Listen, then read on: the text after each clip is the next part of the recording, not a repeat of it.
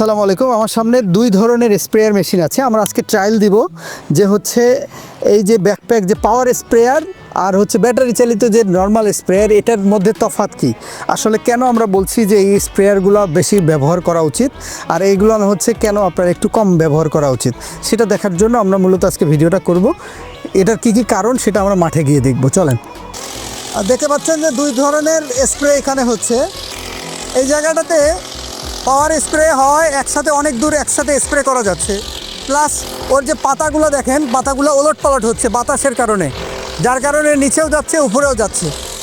আর এই পাশটাতে দেখেন, এই পাশটাতে দেখেন জাস্ট অল্প একটু জায়গায় স্প্রে হচ্ছে, অল্প একটু জায়গায় স্প্রে হচ্ছে, কিন্তু এর পাতাও নড়ছে না। এই দেখেন, এর পাতাটা জাস্ট উপরে উপরে স্প্রেগুলো হচ্ছে, এই যে নিচে যে যাবে সেটা কিন্তু যাচ্ছে না। আর এটার ক্ষেত্রে দেখেন, এই জায়গাটাতে দেখেন যে হলো কীভাবে পুরো পাতা ওলট পালট হয়ে স্প্রে হচ্ছে, এবং বেশি স্পিড থাকার কারণে পুরো জায়গাটাতে এক জায়গাতে প্রায় 3-4 ফিট একসাথে দিতে পারছে।